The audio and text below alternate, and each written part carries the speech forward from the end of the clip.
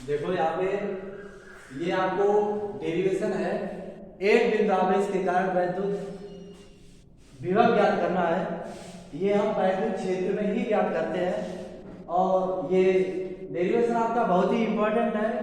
इसे हल करने के लिए केवल यदि अगर हम इस हेडिंग को समझ लेते हैं तो इसे हम अच्छे से ज्ञात कर सकते हैं। तो इसका अर्थ जो आपका यहाँ पे दिख रहा है कि एक बिंदु आवेश है के कारण वैद्युत विभव ज्ञात करना है।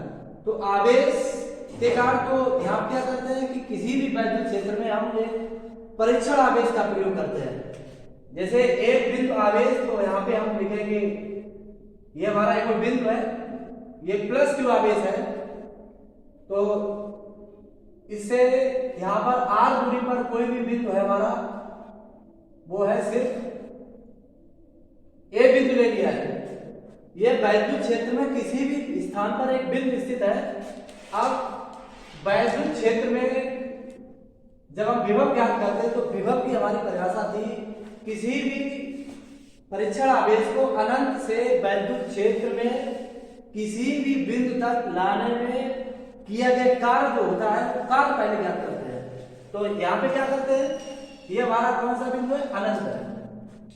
तो इसी अनंत बिंदु से ही हम किसी परीक्षण आवेश को लाएंगे कहां तक, बिंदु ए तक लाएंगे। लेकिन हमें यहाँ पर डायरेक्ट नहीं ला सकते, तो हम क्या करते हैं, किस वैद्युत क्षेत्र में किसी भी पर हम एक बिंदु ले लेते हैं। या इसे P मान लो। तो यहाँ पर अगर हम बिंदु लेते हैं, मान लीजिए B बिंदु है और यहाँ से सूक्ष्म कार्य करेंगे। पहले डायरेक्ट कार्य नहीं कर सकते, तो सूक्ष्म दूरी कितनी होगी, dx होगी। यहीं पर हम लेंगे क्या लेंगे, परीक्षण आवेश लेंगे, धन परीक्षण आवेश, और इसको हम इस बिंदु तक लाएंगे। तो पहले तो हमें सूक्ष्म कार्य करना पड़ेगा। जब सूक्ष्म कार्य कर लेंगे तो उसके बाद डायरेक्ट कार्य हमें कहां से कहां तक करना है, अनंत से वैद्युत क्षेत्र के किसी बिंदु तक, ठीक है, यानी बिंदु P तक ज्ञात करना है। तो इसमें क्या करते हैं, देखो मान लेते हैं ये हमारा कोई बिंदु O है। तो इससे x दूरी पर, कितनी दूरी पर, x दूरी पर हमने कोई परीक्षण आवेश रखा है। तो उसका नाम क्या है, Q0 या Q0 पढ़ते हैं। तो x दूरी पर है। तो जब भी कोई आवेश रखा जाता है तो दो स्थिर आवेशों के बीच कौन सा बल कार्य करता है, कूलाम के नियम से वैद्युत बल कार्य करता है। तो हम सबसे पहले क्या लिखेंगे, कूलाम के नियम अनुसार। तो यहां पे लिखेंगे कूलाम के नियमानुसार। तो कूलाम का नियम कहां लगता है, दो आवेशों के बीच लगता है। एक आवेश हमारा Q है और एक हमारा Q0 है, ठीक। तो कूलाम के नियम से वैद्युत बल कितना होगा, F बराबर 1/4 पाई F∁0 इंटू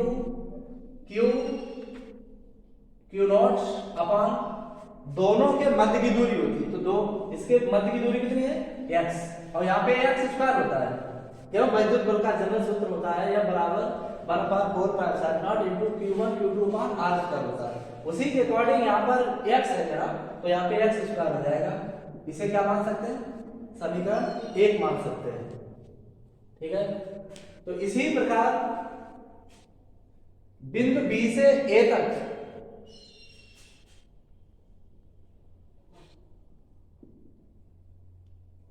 माना प्लस Q0 आवेश को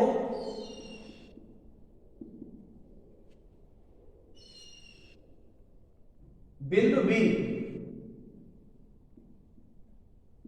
से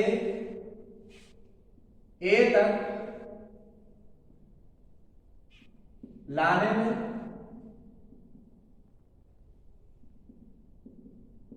किया गया कार्य।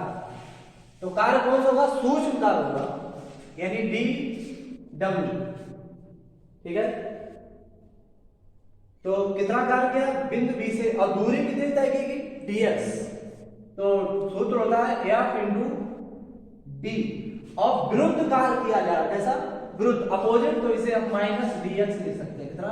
Minus dx। इसे समीकरण 2 डाल सकते हैं। अब क्या करते हैं, इसी समीकरण 1 का मान इसी में रख सकते हैं। तो आप लिखेंगे समीकरण 1 का मान 2 में रखने पर, तो इसको उठा के यहाँ पे पुट कर देते हैं। तो dw इक्वल टू, इसकी वैल्यू कितनी है? 1/4 पाई एफ सारे not into Q naught upon x square into, ये जो माइनस चिन्ह आ रहा है ये आगे आ जाएगा, तो ये माइनस चिन्ह आगे लगा दिया, तो यहाँ पे कितना हो गया? dx। इसे समीकरण 3 डाल सकते हैं। अब सूक्ष्म कार्य कर लिया है, तो इसी प्रकार अब सूक्ष्म तो कार्य कर लिया, हम डायरेक्ट नहीं ला सकते थे बिंदु P तक। अब क्या करते हैं कि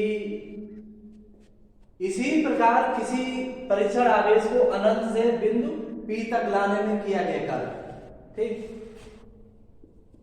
इसी प्रकार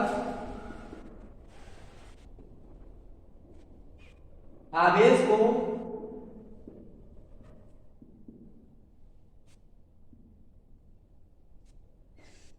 अनंत से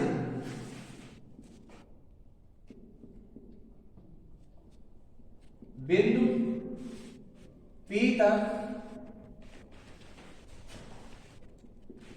लाने में किया गया कार्य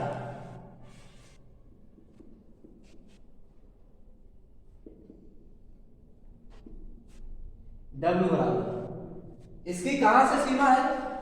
अनंत से।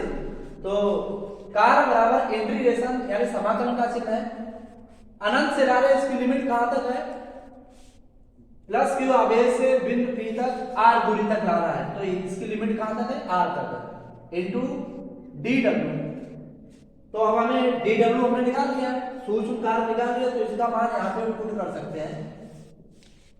तो समीकरण 3 का मान 4 में रखने पर, समीकरण 3 का मान 4 में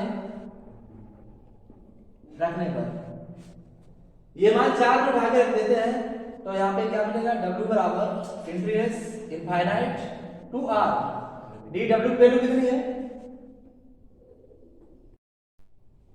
तो ये समीकरण 3 का मान समीकरण 4 में रखेंगे, तो ये हमारा समीकरण 4 था। समीकरण 3 का मान 4 में रखने पर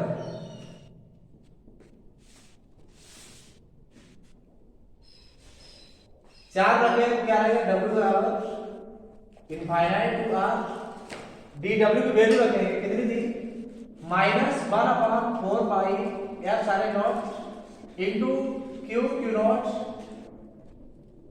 upon x square into dx, ठीक है।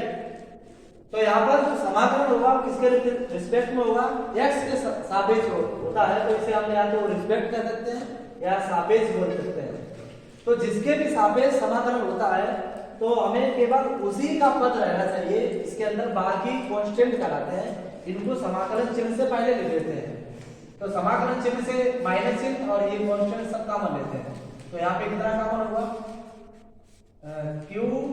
क्यू नॉट माइनस का 4 पाई एफ सारे nought integration infinite to r, यहाँ पे कितना बचा है? 1/x स्क्वायर बचा है, 1/x स्क्वायर बचा है इनटू dx। तो यहाँ पे x के सापेक्ष समाकलन करते हैं, x के सापेक्ष समाकलन करने का, जब भी हम x के सापेक्ष समाकलन करते हैं तो हमें इसका फार्मूला पता होना चाहिए, जनरल सूत्र। तो जनरल सूत्र किसका डायरिंग होता है? पहले हमें क्या है? x स्क्वायर को अंश में ले जाओ, ऊपर ले जाएंगे तो क्या बचेगा?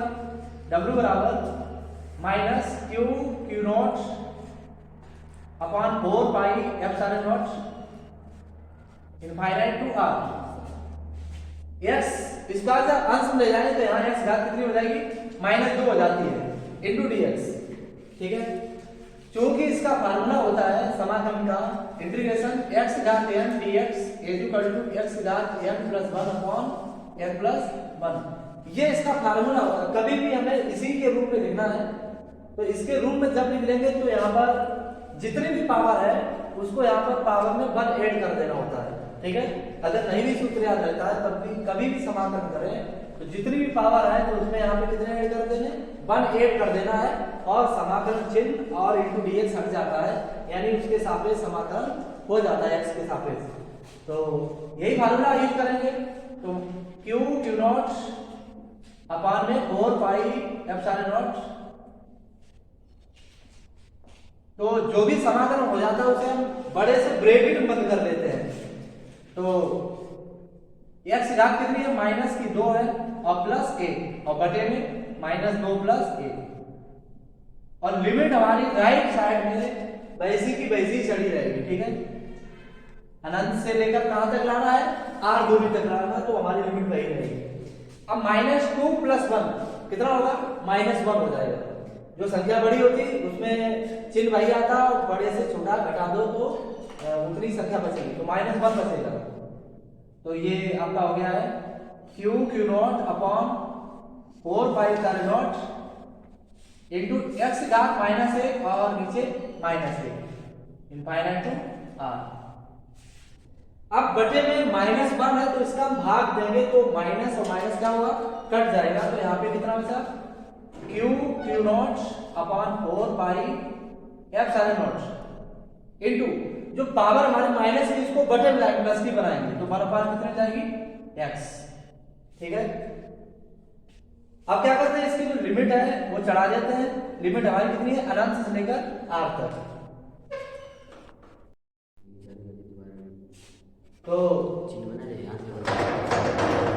यहाँ से और चालू हो जाती है। तो इधर देखो यहाँ पर 1/x है, लिमिट हमें अपर लिमिट, उच्च सीमा हमारी कितनी है, r है, और निम्न सीमा हमारी है अनंत। तो पहले उच्च सीमा x के स्थान पर रखी जाती है, ठीक है। तो रख देते हैं इसकी लिमिट w बराबर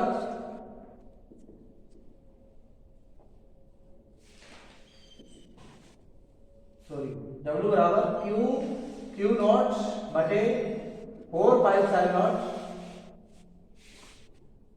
इनटू 1 x के स्थान कितना रखना है, r का प्रयोग करना है। r सूत्र में क्या होता है, माइनस होता है, और यहां पे रखेंगे 1 इनफाइनाइट। इसका भी एक फार्मूला होता है कि उच्च सीमा जब हम x के स्थान पे रखेंगे वो वैल्यू और सूत्र में माइनस होता है। इसका भी फार्मूला ये होता है, इसकी लिमिट 1 से 2 तक है तो पहले हम क्या रखेंगे, x2 - x1। ये यहाँ पे फार्मूले का प्रयोग करते हैं, जब भी कोई लिमिट का प्रयोग करते हैं तो हम इसी चीज को लगा देते हैं, ठीक है। और इनफाइनाइट की वैल्यू कितनी होती है, क्योंकि इनफाइनाइट की वैल्यू भी 1 कितनी होती है, 0 होती है। जैसे ही हम यहाँ पे 1/0 का प्रयोग करेंगे तो उसका आंसर टोटल 0 हो जाता है, क्यों, 0 गुणा ऊपर करें टोटल 0। वैसे भी 1 इनफाइनाइट की वैल्यू स्वयं 0 होती है, ठीक है।